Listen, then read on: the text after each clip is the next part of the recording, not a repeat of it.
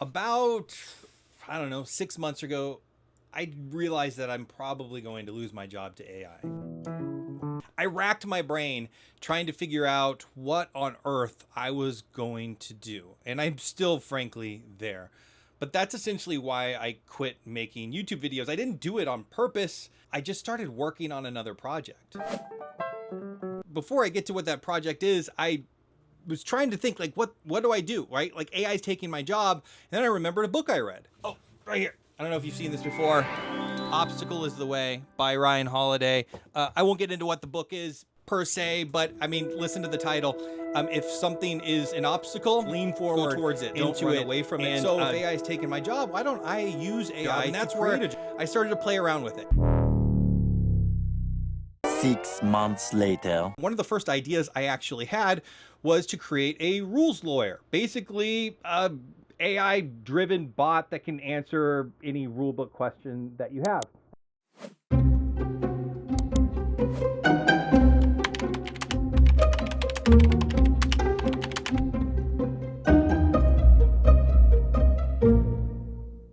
Nice. I got this idea after using Notebook LM, uploading PDFs, rulebooks into there and asking it questions. I absolutely loved it, so I created my own, and now there's thousands of rulebooks in there and you can go ask questions. That's part of what I'm talking to you about, but not, it's just kind of a little side feature that happens to be in, I don't know, my dream, or at least the start to my dream board game app. Sort of an app. It's a web app. Hopefully it becomes an app if you guys want to use it.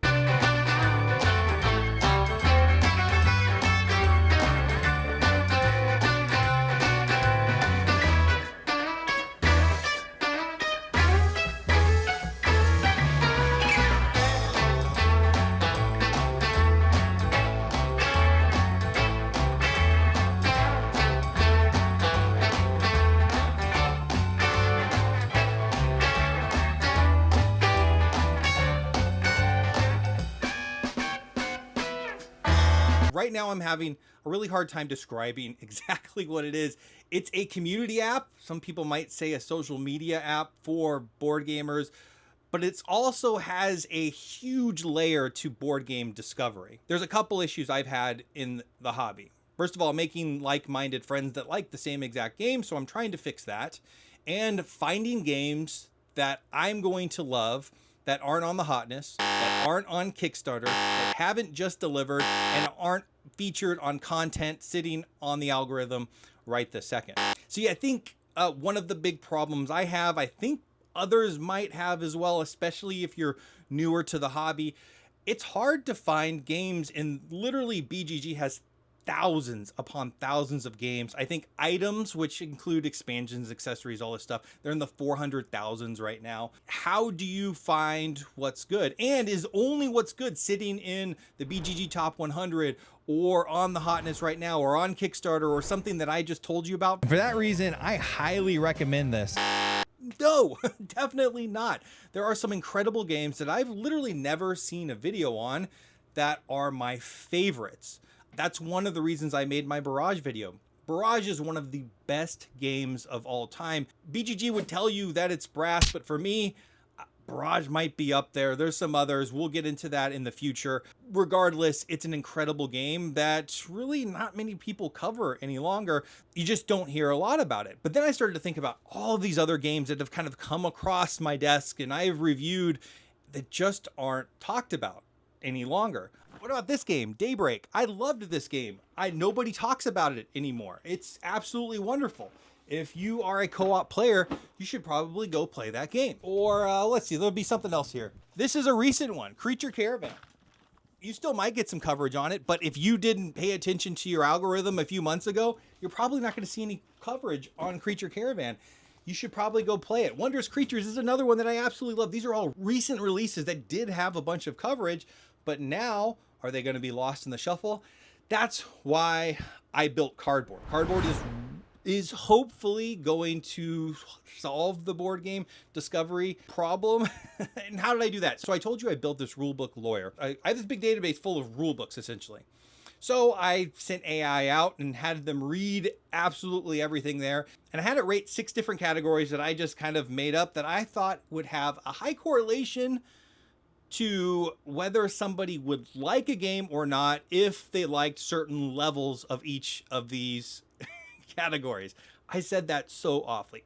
Regardless, we'll get deeper into that. So we're going to understand that more in the future. So the 6 categories: interaction, immersion, depth, complexity, rules overhead, and luck. I started to think about, what does every single game have in common? Something in which we can kind of level set every single board game and judge them off of. And those are the 6 categories I came up with.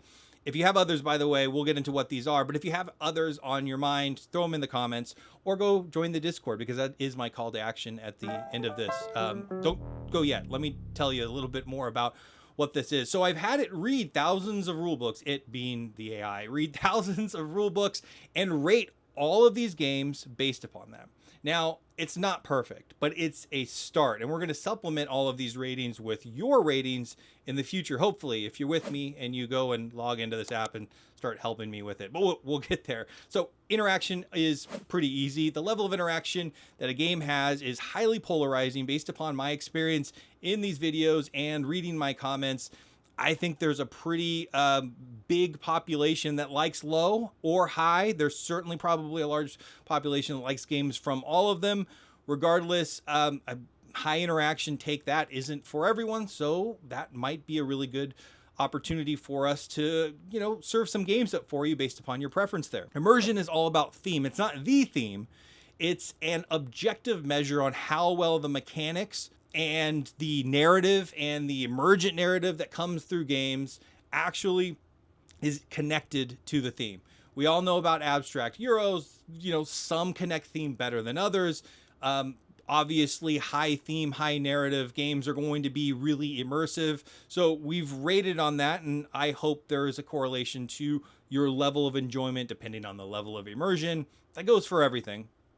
Complexity, rules overhead, and depth, up to an extent, I think are all conflated in the BGG weight metric. So I'm going to pull those apart and really distinguish, and you hopefully when you're rating, distinguish the difference between all of those. One of the big examples I have here is Calico is a really low rules overhead game, but it's not a low complexity game. Rules overhead is really easy to define. You could basically look at word count and have an understanding of how many rules are actually in the book. I go a little bit further when we kind of define the logic there, but really we're looking for what's the burden on your brain to have to actually remember rules. Complexity is different. Really, I define complexity as the number of dimensions you have to think through when making a decision on a game. And how far reaching is that decision? How many other systems within the game does that actually affect? And while Calico isn't necessarily high complexity, it's probably a higher complexity than most low rules overhead games. Because when you place each and every one of those tiles, you're trying to think through multiple dimensions of scoring. What is it? Color, I think pattern. It's orientation as well of color, pattern, and then adjacency, goals, and such.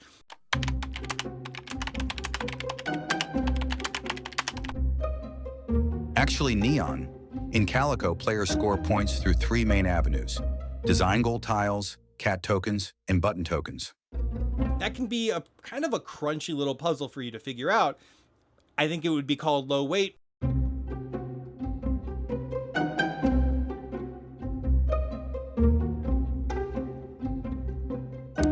Neon, you are pretty close. I would call it mild. The rules of Calico are straightforward, with most actions following a simple sequence. Place a tile, check for scoring, and draw a new tile.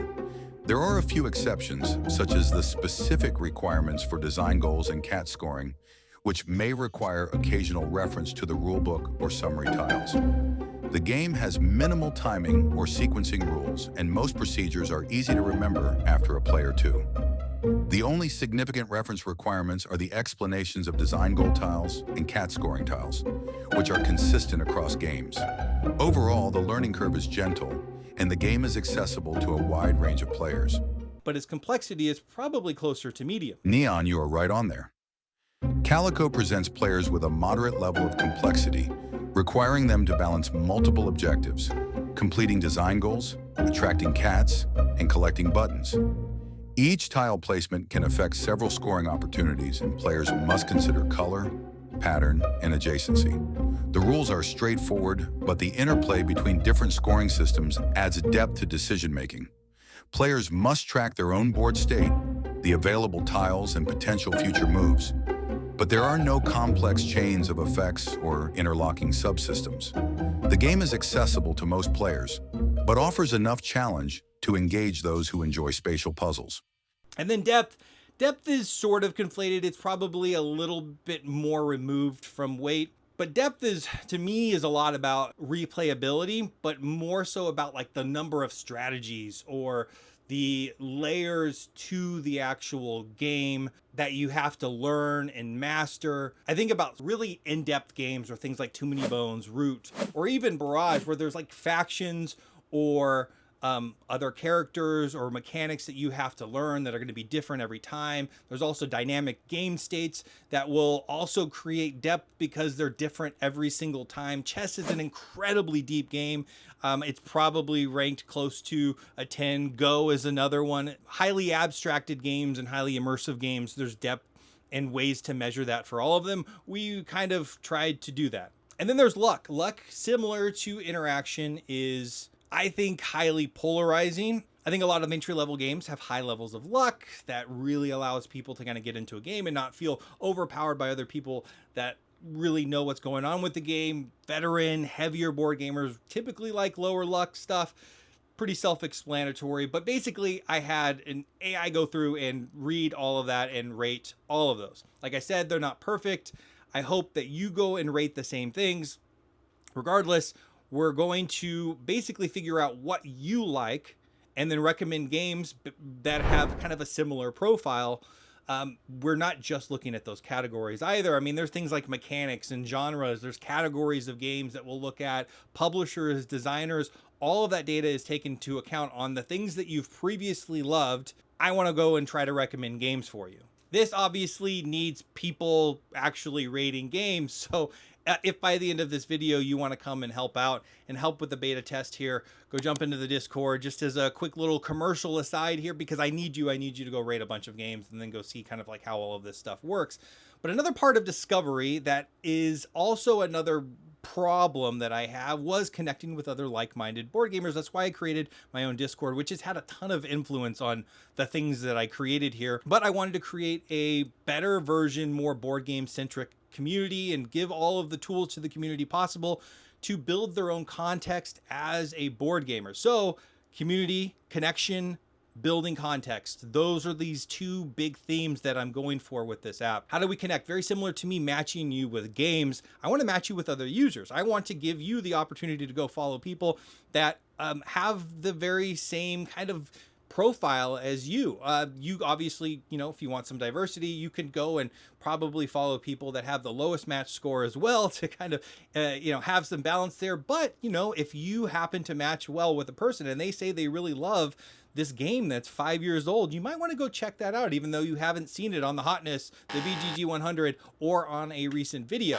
So I want to connect you with like-minded people. There's a lot of different ways we're going to do that. But I also had mentioned context.